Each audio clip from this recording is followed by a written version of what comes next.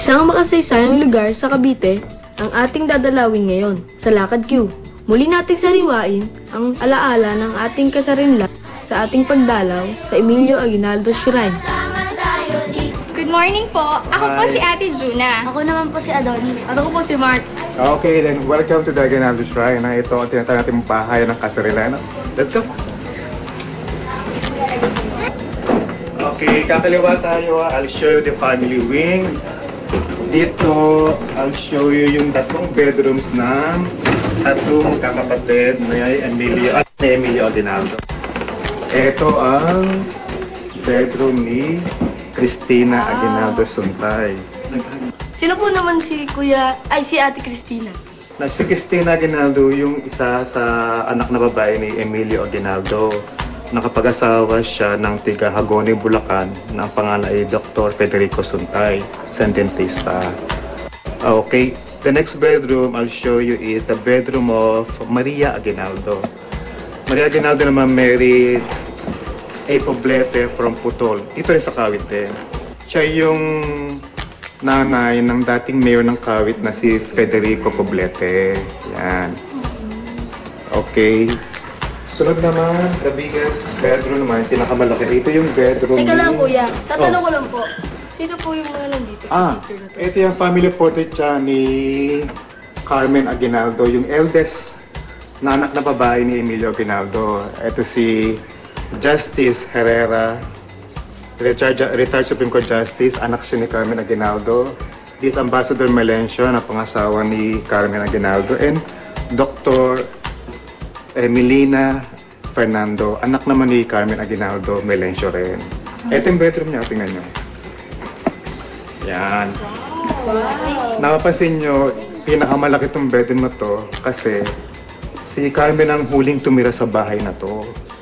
Itong family living na to, tinang-over sa National Historical Institute, 1987 lang. Matagal siyang, pinakamatagal sa mga anak siya, pinakamatagal na tumira dito.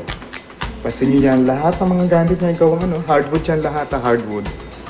Made out of Nara po. May kamagong din, mostly Nara and kamagong, ayan. Ito naman, this is an old portrait of Aguinaldo.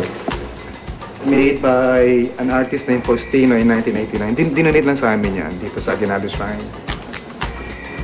Ito naman, ang tinatawag na Balcony of Sinners. Bakit po siya tinawag na Balcony of Sinners?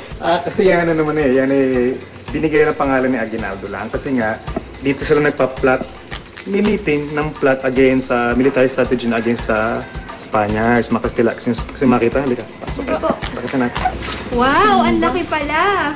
After several years, mga 1900s, ginawa na itong family wing. Diyan nag-i-stay ang mga mag-anak. Ano po yung family wing? Para pahingahan ng buong pamilya. Di sila tumatanggap ng akit ng ligaw. Di sila nagmimerienda tuwing hapon. Kasi mapansin nyo, isto morning sun. So, late afternoon, malamig dito. Walang araw yan. Kaya yung naging family wing siya mga 1900s kasi peacetime na Tsaka mukhang presko po dito.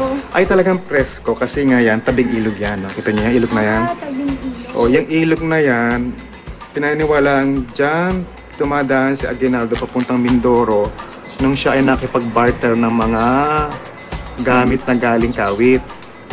Kasi ang industry nung araw dito, ang sikat na industry ay ang pagpapanday, blacksmithing. So dinadala ni Aguinaldo yung mga gulok, mga tabak sa Mindoro. Kapalit nyo, nagdadala siya dito sa Cavite ng mga products o produkto na made of mga fibers, mga bagay ng araw. Kaya naging sinner, so hindi naman, yung biro lang ni Aguinaldo hanggang sa yun. Naging popular siya. Kaya ito naging balkonahe daw ng mga makasalanan. Oh. Pero hindi naman po siguro tayo makasalanan. Ay, hindi naman. Hindi naman. Wala nang makasalanan. Nung araw naman kasi lahat ng tao, syempre, ang iniisip ay kung paano magkaroon tayo ng independence o kasarinlan.